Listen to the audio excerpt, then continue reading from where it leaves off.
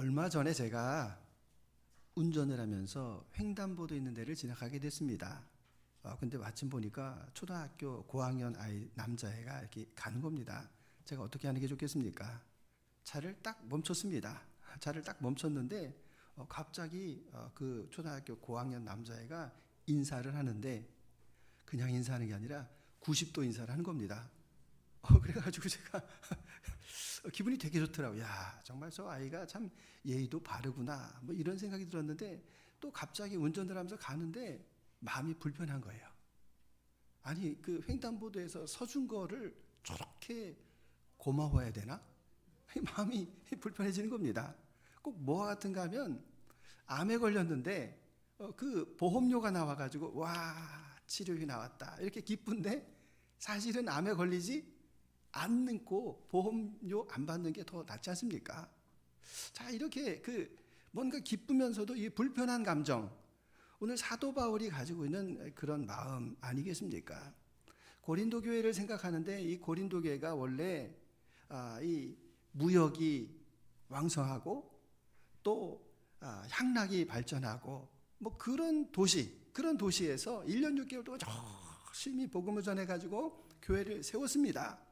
그래서 교회가 1년 6개월 동안 정말 눈물 어리게 잘 반석에 서고 교인들도 또 은사를 많이 받아가지고 그 열심히 있으니까 은사 받는 것 아닙니까? 그래서 교회가 이렇게 막 성장하는 것을 보고 다른 사역지로 이렇게 떠났는데 다른 사역지 에베소에서 이렇게 들려오는 소식이 지금 이 고린도 교회에 문제가 많다는 겁니다.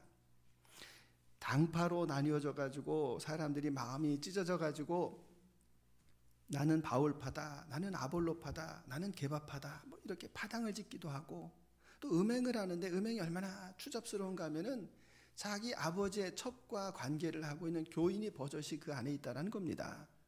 또 뿐만 아니라 은사를 막 가지고 있는데 막 은사를 자랑해 가지고 이 은사 때문에 사람들을 이렇게 구별하고 은사를 자랑하고 이런 일들이 벌어지고 있는 겁니다. 그러니까 바울이 지금 뭐라고 이야기하는가 하면 21절을 한번 보시게 되면 너희가 무엇을 원하느냐, 내가 때를 가지고 너에게 나아가랴, 매를 가지고 너에게 나아가랴, 사랑과 온유한 마음으로 나아가랴. 자, 이제 내가 너희를 방문하려고 하는데 도대체 너희들이 뭘 원하는 거냐? 내가 매를 가지고 너에게 나아가는 게 좋겠느냐? 사랑과 온유의 마음으로 나아가는 게 좋겠느냐? 이 지금 바울이 하고 있는 그 말씀이라는 겁니다. 그럼 도대체 이 문제가 어디에서 발단이 됐는가라는 것을 찾아보면 우리 4장 7절을 한번 보시게 되면 4장 7절에 누가 너를 남달리 구별하였느냐, 내게 있는 것 중에 받지 아니하는 것이 무엇이냐, 내가 받았은즉 어찌하여 받지 아니하는 것 같이 자랑하느냐. 이게 무슨 말씀인가 하면 누가 너를 남달리 구별하였느냐, 그들에게 방언의 은사도 있고 지식의 은사, 통변의 은사, 치유하는 은사, 권위의 은사, 가르치는 은사, 섬기는 은사, 이런 은사들이 많이 있었는데 그 은사가 지금 문제가 됐다라는 겁니다. 자, 은사를 내가 가지고 있으니까 내가 신앙이 좋고 믿음이 좋고 다른 사람과 구별되었다 이렇게 생각을 하는 겁니다. 여러분, 우리가 은사라고 말하는 것을 무엇인가 하면은 스피리추얼 기프트라고 합니다. 자, 이 영적인 선물이고 이것을 헬라어로 이야기하면 카리스마, 선물이라는 뜻이 되는데 이게 정말 무슨 의미인가 하면 에베소서 4장 7절 같이 읽습니다. 우리 각 사람에게 그리스도의 선물의 분량대로 은혜를 주셨나니. 아멘. 자, 여기에서 보시면 각 사람에게 주님께서 선물로 주신 겁니다. 선물로 그 사람에게 맞는 분량대로 은혜를 주셨다. 누가 준 겁니까? 주님께서 주신 겁니다. 자, 베드로 전서 4장 10절 읽습니다. 각각 은사를 받은 대로 하나님의 여러 가지 은혜를 맡은 선한 청지기 같이 서로 봉사하라. 자, 은사를 받았습니다. 자, 그래서 이 은사는 은혜이기 때문에 선한 청지기 같이 서로 봉사하는 것, 여기에 귀천이 필요합니까? 여기에 능력자와 능력이 없는다라는 것으로 구별하는 것이 필요합니까? 여러분, 이것은 이 구별한다라고 하는 것이 지금 어디 있는가 하면 그리스도의 정신이 아니라는 겁니다. 그리스도의 정신이 아니면 무슨 정신인가 하면은 제 정신이 아닌 세속적인 정신입니다.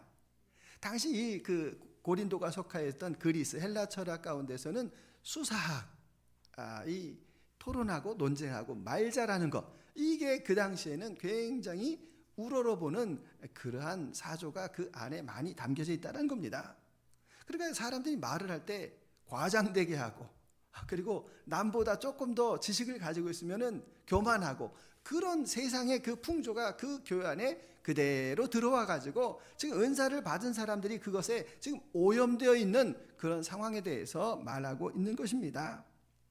그래서 바울이 또 뭐라고 이야기하는가 하면, 자 7절에서 하반절에서 보시게 되면, 내가 받았은즉 어찌하여 받지 아니하는 것 같이 자랑하느냐.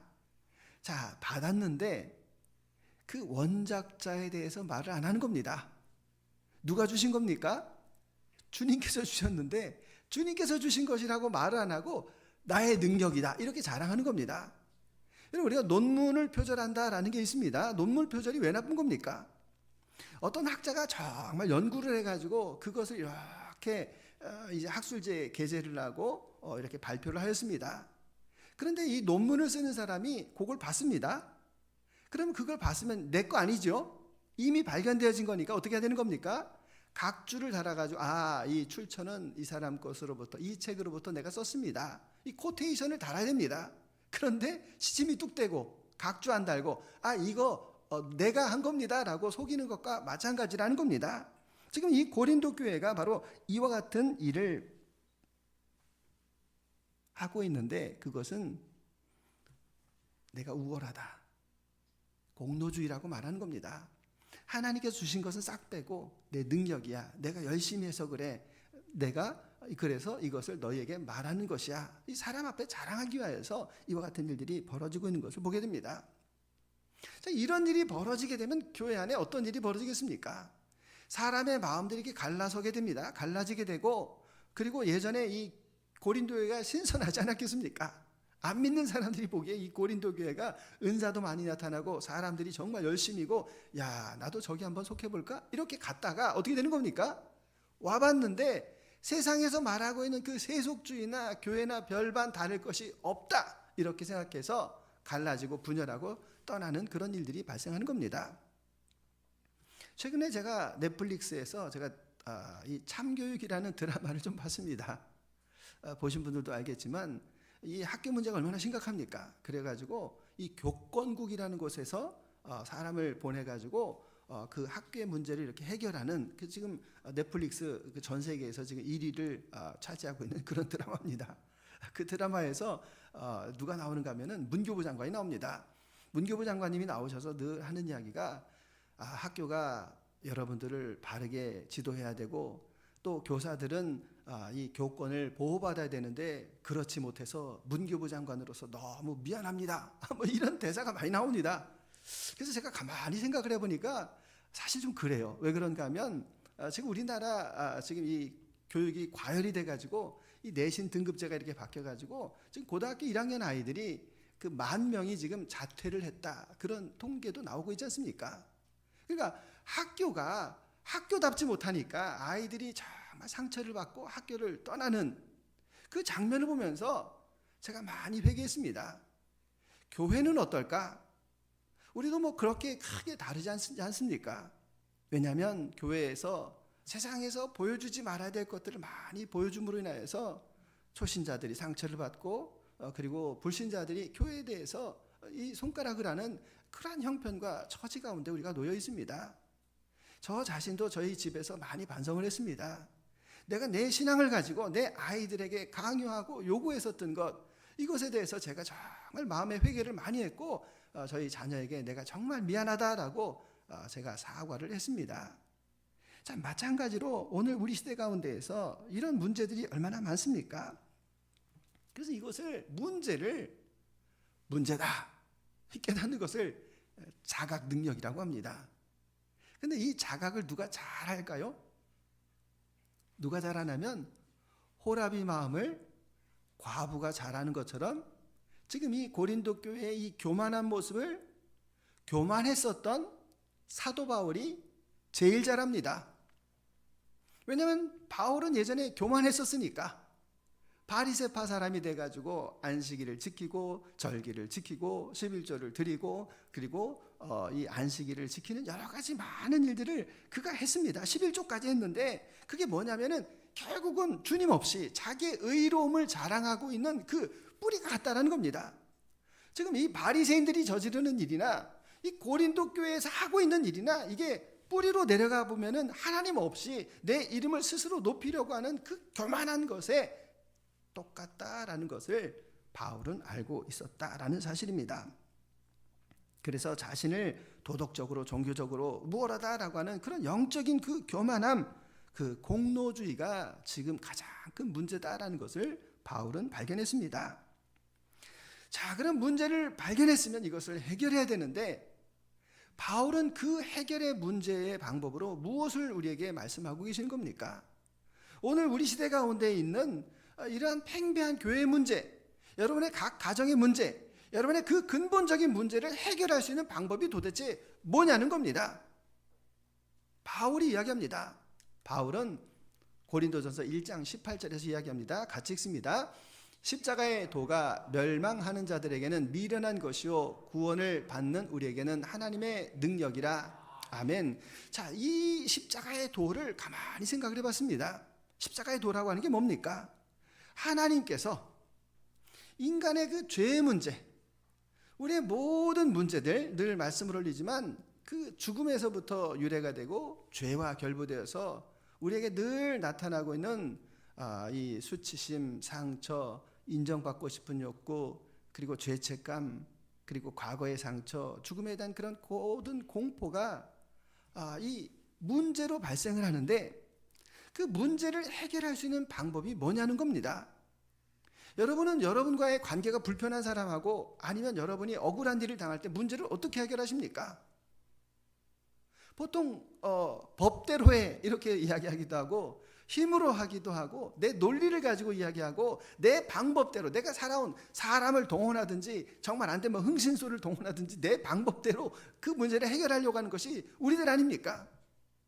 근데 여기서 중요한 것은 하나님께서는 이 문제를 어떻게 해결하고 계시는가?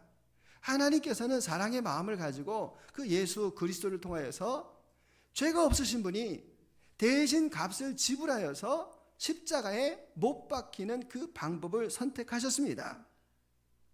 저는 이 방법이 얼마나 감사한지. 자, 여러분, 세상에는 두 가지 방법이 있습니다.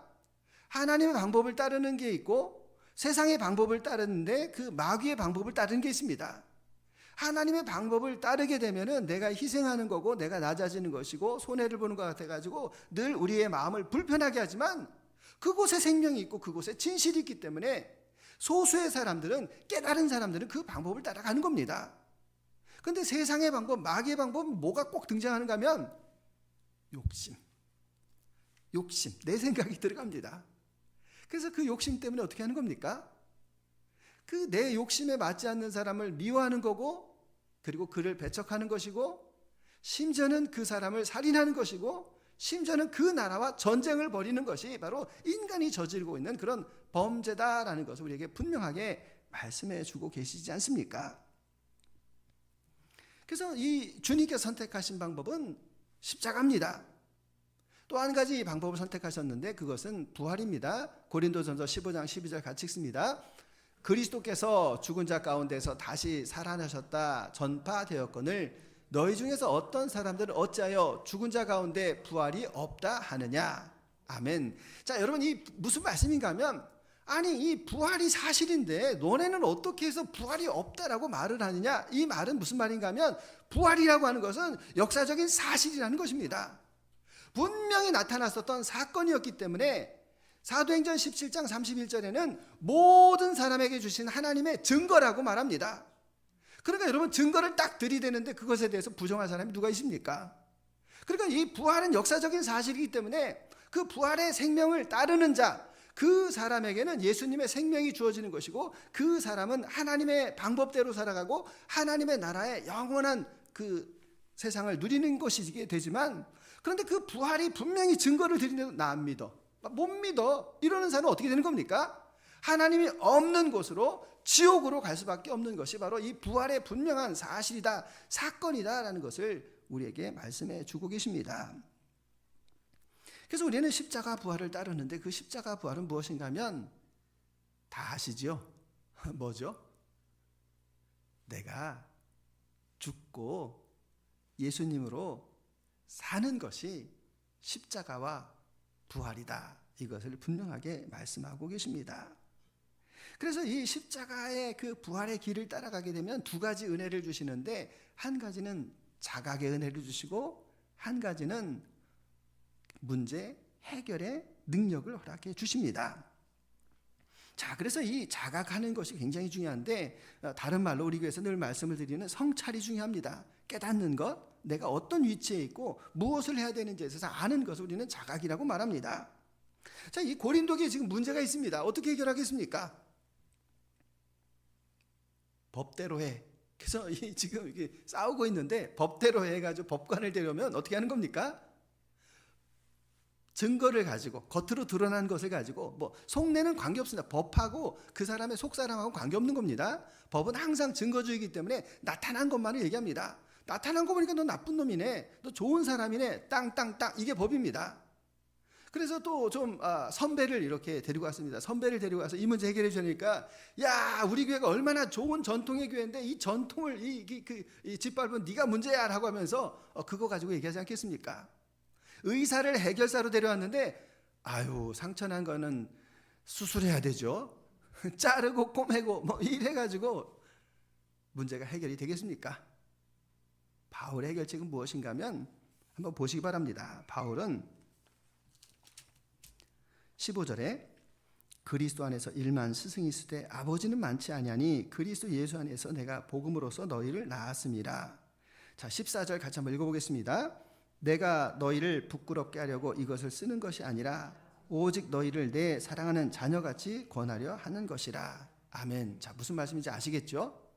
바울은 아버지의 마음으로, 사랑하는 마음으로 그 자녀와 같은 고린도 교회 성도들을 바라보고 있다는 겁니다. 그러면 눈에 보이지 않습니까? 아, 지금 왜 이런 일이 벌어지고 있는가? 왜 벌어지고 있는 겁니까? 사람의 욕망 때문에. 지금 이 자기가 높아지고자 하는 그런 욕망이 우리 교회 안에 이렇게 꽉 가득 차 있다. 근데 그 욕망이라고 하는 것은 다 어디서 오는 겁니까? 눈으로 보는 것, 듣는 것, 그리고 이 생의 자랑 가운데에서 이러한 죄악이 우리 안에 들어왔다라는 사실을 이 바울이 깨달았습니다. 그래서 이것을 풀어가는 문제가 무엇인가 하면 이 문제를 풀어가기 위해서 바울이 애를 쓴 게 나타납니다. 자, 어떻게 애를 쓰는가 하면 17절 한번 보시기 바랍니다. 이로 말미암아 내가 주 안에서 내 사랑하고 신실한 아들 디모데를 너에게 보내었느니. 내가 가고 싶은데 갈 수가 없습니다.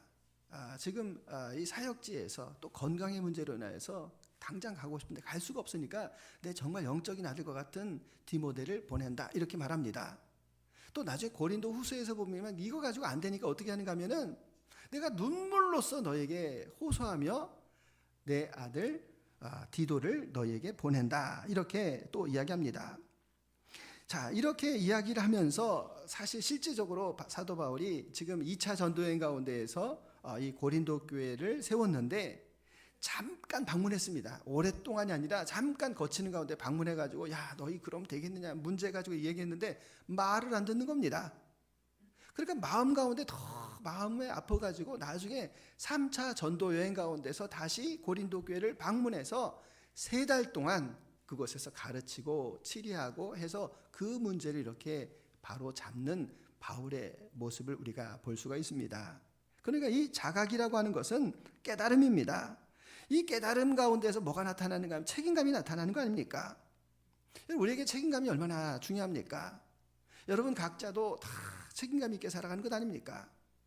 딸로서 책임감 있게 살아가고, 아들로서 살아가고, 아버지로 어머니로 살아가고, 교회 성도로서 각자에게 맡은 그 역할과 직분들을 잘 감당하고 있는 것이 다 책임감입니다.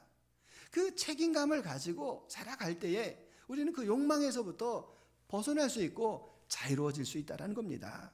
그래서 주님께서 우리에게 권리도 주시지만 의무를 주시는 겁니다. 여러분, 우리가 세상 가운데에서 정부가 있는데 그 정부가 좋은 정보일 수도 있습니다. 그건 참 우리의 복 아닙니까? 좋은 정보를 주셔서 너무 감사하다. 복입니다. 나쁜 정보가 들어서서 우리를 힘겹게 합니다. 그건 뭡니까? 나쁜 정보를 주신 것도 이유가 있습니다. 그것을 통해서 우리가 어디까지 떨어져 있는지, 그리고 왜 그 지도자를 선택할 수밖에 없는 우리의 환경인지를 스스로 깨닫는 겁니다. 그래서 정부를 비난하는 게 중요한 것이 아니라 이 정부가, 이 나라가 바로 서기 위해서 내가 있는 자리에서 내가 지금 무엇을 하고 있는가, 그 회복을 위해서 나는 무엇을 하고 있는가, 비난하고 정죄하는 것보다도 그 회복을 위해서 내가 움직이고 일하는 것이 바로 책임감이다라는 것을 우리에게 분명히 말씀하고 계십니다. 그래서 이와 같이 책임감을 가지고 그 의무감을 가지고 또 자각의 은혜를 가지고 있는 사람들이 있었습니다. 우리가 초대교회를 가만히 보시게 되면 신기하지 않습니까? 1세기부터 3세기까지 그 교회에 엄청난 핍박이 있었고 로마가 거의 망할 수밖에 없는 그런 지경이었는데 로마가 갱신되어지는 그런 놀라운 역사가 그때 나타납니다. 왜 그런가 하면 1세기부터 3세기의 그 성도들이 핍박을 받지만, 어려움을 받지만 그들에게는 바로 그 자각의 은혜가 있었다는 겁니다. 내가 이 나쁜 정부, 이 악한 정부로부터 고통을 받고 있지만 그러나 내가 해야 되는 일이 무엇인지에 대해서 그들 스스로 알았고 스스로 거룩하고 성결한 삶을 살았습니다. 그러니까 나중에 결혼하려고 보니까 믿을 만한 사람이 그리스도인밖에 없는 겁니다. 그래서 결국은 그 결혼 관계를 통해 가지고 이 가정이 변화되고, 그리고 공동체가 변화되고, 나라가 변화되어서, 그러면 도대체 그 당시에 얼마나 많은 그리스도인들이 있었느냐? 313년에 이제 그리스도교가 공인이 됐는데 그때에 이 로마에 있었던 모든 사람들이 한 6천만 정도 된다 이렇게 이야기합니다. 근데 10%였던 600만 정도가 기독교인이었는데 그 10%가 세상을 바꾸는 그런 놀라운 역사를 우리에게 보여주고 있습니다. 뿐만 아니라 우리가 정말 십자가와 부활의 삶을 살아갈 때 해결의 은혜를 주십니다. 자, 20절 같이 한번 읽어보겠습니다. 하나님의 나라는 말에 있지 아니하고 오직 능력에 있음이라. 아멘. 자, 말이라고 하는 것이 뭡니까? 말이라고 하는 것은 그것은 삶의 열매는 아닙니다. 그냥 내 감정과 내 생각을 표현하는 것에 불과하고, 그것은 내가 표현하는 가운데에서 스스로 교만해질 수도 있고, 그리고 이 영적인 우월의식을 가질 수 있는 것이 말을 잘하는 사람들의 특징이다라는 이야기입니다. 그런데 이런 세련된 말로 다른 사람을 바꿀 수가 없습니다. 사도 바울도 그 아테네 지역에 가가지고 그가 배웠던 지식으로 이렇게 복음을 전하였지만 그 지식으로 사람을 바꿀 수 있는 것이 아니다라는 것을 바울도 고백하고 있지 않습니까? 그래서 이 말이 아니라 진짜 신앙은 삶이 변화되어지는 것을 이야기합니다. 그래서 제가 늘 생각하는 말 가운데 한 가지가 있습니다. 교회에서 이런 이야기 하시는 거 많이 들어보셨을 줄 압니다. 예배에 목숨을 걸어라. 어떻게 생각하십니까? 예배에 목숨을 걸어라. 저는 그 말이 좋다라고 생각하지만 전적으로 동의하지는 않습니다. 왜 우리가 예배에 목숨을 걸어야 됩니까? 우리가 예배도 중요하지만 우리가 살아가고 있는 삶의 현장이 훨씬 더 많습니다. 여러분은 2시간 예배를 드리고 살지만 밖에 나가서 사는 시간이 전부입니다. 그 어디가 더 중요한 겁니까? 밖에 나가서 사는 삶이 훨씬 더 중요하다라는 이야기입니다. 그래서 우리가 주님께서도 우리에게 말씀하시는 것이, 나무가 있는데 나무의 열매를 보고 내가 그 나무를 알아보겠다 이렇게 말씀하고 계십니다. 구약의 선지자를 통해서 주님께서 하시는 말씀이 미가서에 잘 나와 있는데, 미가서 6장 6절 읽습니다. 내가 무엇을 가지고 여호와 앞에 나아가며 높으신 하나님께 경배할까? 내가 번제물로 1년 된 송아지를 가지고 그 앞에 나아갈까? 여호와께서 천천의 수장이나 만만의 강물 같은 기름을 기뻐하실까? 내 허물을 위하여 내 맏아들을 내 영혼의 죄로 말미암아 내 몸의 열매를 드릴까? 사람아, 주께서 선한 것이 무엇임을 내게 보이셨나니 여호와께서 내게 구하시는 것은 오직 정의를 행하며 인자를 사랑하며 겸손하게 내 하나님과 함께 행하는 것이 아니냐. 아멘. 자, 다시 한번 잘 보시기 바랍니다. 내가 양을 바치고 그리고 어떤 제물을 바치고 내 맏아들을 바칠까, 그 예배에 온통 관심이 있는데 그 사람의 삶 속에서는, 그 일상 속에서는 정의가 없었다라는 겁니다. 그 사람의 그 삶 속에는 사랑이 없습니다. 그리고 하나님과 함께 행하지 않습니다.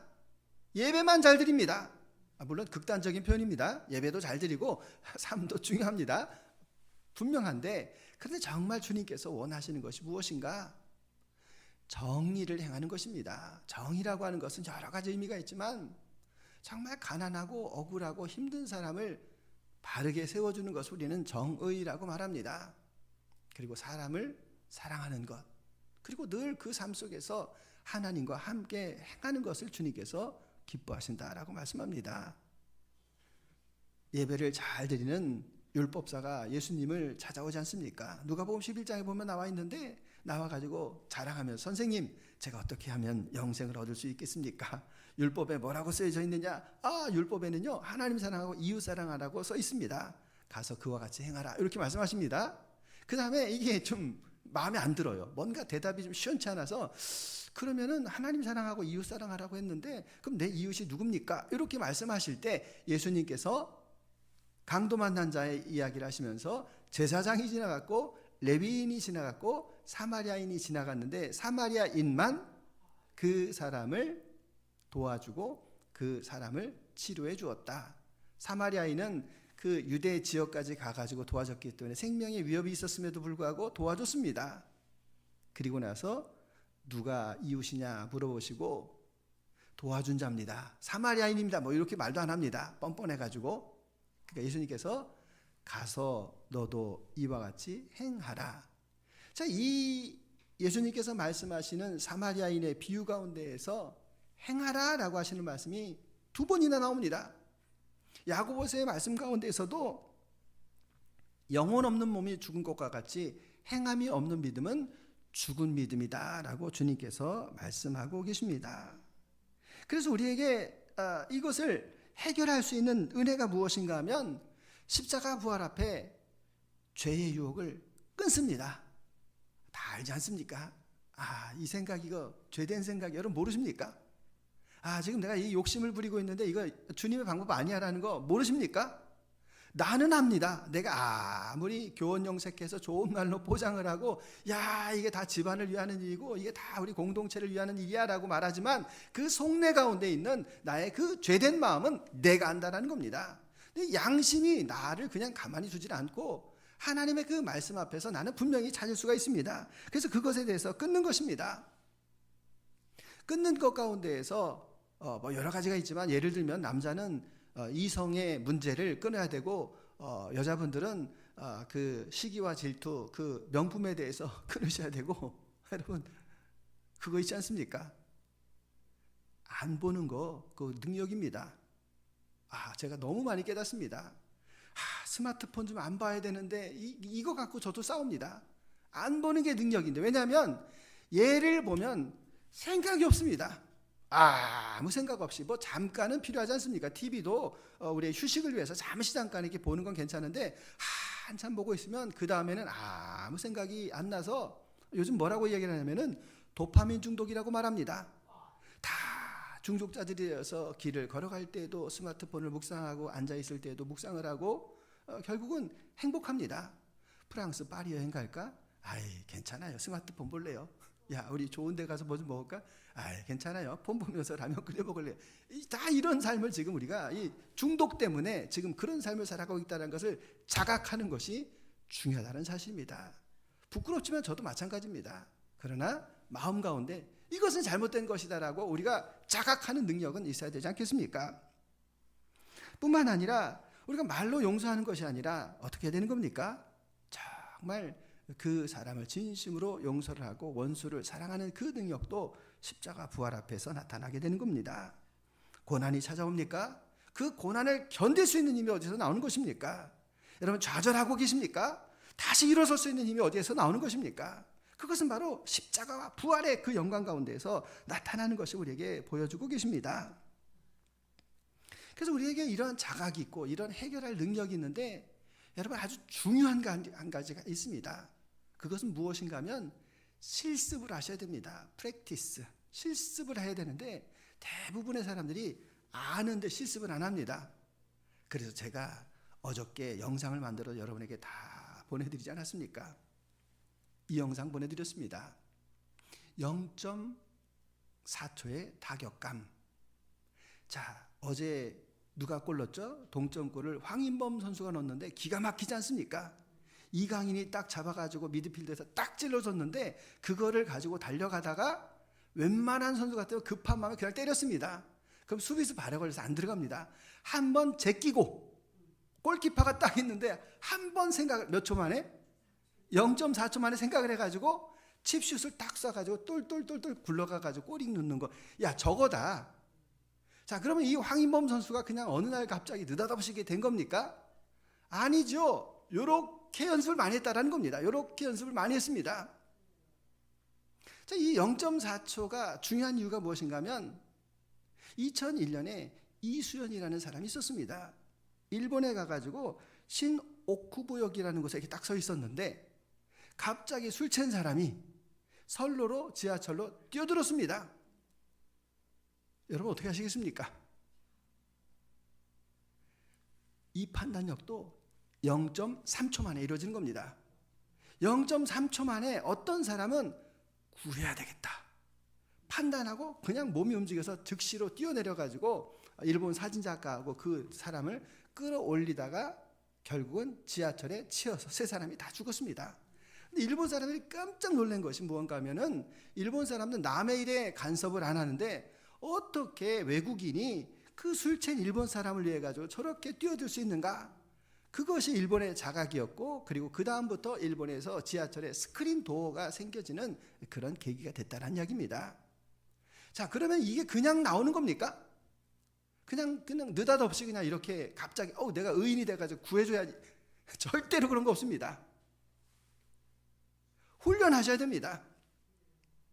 그 훈련을 날마다 이것을 프랙티스로 하셔야 되는데 저는 너무 감사한 것이 무엇인가 하면 우리 교회는 그걸 하고 있지 않습니까? 우리 교회에서 하는 일이 바로 이와 같은 일입니다. 누군가가 나에게 말을 하고 표정을 보내가지고 내가 화가 나는 그 상황이 있을 때 여러분 어떻게 처리하십니까? 그럴 때 내 마음 가운데 도대체 이게 어디에서 올라오는 것일까? 내 안에 있는 이 옛사람이 무엇인가를 우리가 알고 그것을 가지고 주님 앞에 나아가서 기도하며 주님 나의 이 쓴뿌리 이 옛사람을 십자가에 못 박습니다. 그럴 때 그 마음 가운데 뭐가 나타나는 겁니까? 예수님의 사랑이 덮어지는 것이고 내 마음 가운데 용서가 나타나는 것이고 내 삶 속에 권능과 역사가 나타난다는 사실입니다. 그래서 오늘 우리가 이 말씀을 다시 한번 보면서 유혹이 많은 시대를 살아갑니다. 갈등은 왜 그렇게 많은지 사람만 만나가지고 조금만 접촉을 하면 지쳐버리는 그런 세상을 살아가고 있습니다. 그럴 때 나 자신을 주님의 그 믿음의 방패로 그런 불화사들을 막는 그런 역사들이 필요하지 않습니까? 그런데 이 세상 가운데에서 어떤 사람들이 많습니까?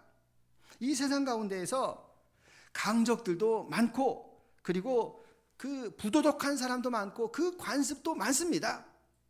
이런 부도덕한 세상 가운데에서 어떻게 살아가야 되는 것입니까? 주님께서 주시는 그 성령의 검으로 그것을 이기고 극복해야 되는데 가장 능력이 무엇인가 하면 예수님의 사랑입니다. 여러분의 곁에 여러분을 너무 힘들게 하고 여러분을 너무 낙심시키는 그런 사람이 있을지라도 그 사람을 사랑으로 대하면 어떤 역사가 나타나는 겁니까? 하나님의 그 불병거가 그 사람에게 임하는 겁니다. 하나님의 그 놀라운 능력이 그 사람에게 임하여서 그 지경이 변화가 되고 그 사람이 점점 성화를 이루어갈 수 있습니다. 물론 그가 어릴 적부터 그 악한 쓴뿌리에 있었기 때문에 그가 달라지는 것은 너무 어렵지만 그러나 그 사람도 저 사람은 하나님의 사람이다라고 인정할 수가 있습니다. 그래서 이웃은 내가 좋아하는 사람이 이웃이 아니라 나를 대적하는 사람이 저 사람은 진짜 나의 이웃이다라고 말할 때 그것이 이웃을 사랑하는 것이다라고 이미 말씀을 올렸습니다. 오늘 우리가 고린도 교회의 모습을 보고 있습니다. 하나님의 능력을 많이 입었습니다. 그럼 하나님을 자랑해야 되는데 거꾸로 자기 자신을 자랑하고 있습니다. 여러분은 어떻습니까? 여러분에게 주님께서 재정을 주시고 시간을 주시고 능력을 주셨는데 그것을 하나님 앞에 감사하고 있습니까? 아니면 나의 자랑으로 삼고 있습니까? 바울이 깨달은 것은 십자가 부활의 복음이었다라는 겁니다. 십자가 부활만이 그 교회를 변화시키고 그 지경을 변화시키고 하나님의 나라를 이루어갈 수 있다라는 것을 그가 깨달았습니다. 그래서 우리는 이제부터 선택하는 것입니다. 여러분, 나의 욕심이 터럭이라도 들어가 있으면 그것은 하나님의 방법이 아니다라는 겁니다. 내가 낮아지고 내가 희생하고 그리고 스스로 자각하는 그 상황 가운데에서 내가 끝까지 주의 말씀을 따라가겠습니다. 주의 십자가를 붙들고 가겠습니다. 십자가의 부활의 능력을 의지하겠습니다 라고 따라가는 그 사람이 바로 그 지경을 변화시킬 수 있는 것이고, 그 사람이 욕망이 아니라 책임감으로 살아가는 사람이다라는 말씀입니다. 그래서 언제나 우리는 내가 죽겠습니다, 예수님의 사랑으로 살겠습니다, 이런 고백의 시간 그러한 분들 다 되시기를 주님의 이름으로 축원합니다. 주님 감사합니다. 욕심이 판을 치는 세상 가운데 살아갑니다. 사람을 만날 때 이미 우리는 지쳐있고 피곤해져 갑니다. 왜냐하면 하나도 양보하지 않으려는 그런 욕심 가운데 살아간 사람들이 너무 많기 때문에 그렇습니다. 자기의 유익으로 살려고 하여서 주변 사람들에게 폐를 끼치는 사람들이 많은 그런 세상 가운데 살아가고 있습니다. 그래서 내가 지쳐서 나도 그렇게 살기를 그렇게 닮아가고 있는 것은 아닌지 이 시간 다시 십자가 부활 앞에 나 자신을 내려놓을 수 있게 하여 주시옵소서. 끝까지 주의 십자가와 부활을 자랑하고 섬기고 붙들겠습니다. 나에게 유혹이 찾아올 때 그 유혹을, 그 옛사람을 십자가에 못 박고 오직 주의 말씀대로 살기를 소원합니다. 주님께서 하시는 그 말씀이 기준이 되게 하시고 그것이 나의 권능이 되고 능력이 되어서 주님, 내가 변화되어지고 내게 평강이 임하게 하셔서 그 평강의 능력이, 나의 사랑의 능력이 우리의 지경을 변화시키고 악한 이에게 저가 우리의 이웃이다라고 하는 그런 고백이 있는 귀한 삶을 살게 하여 주옵소서.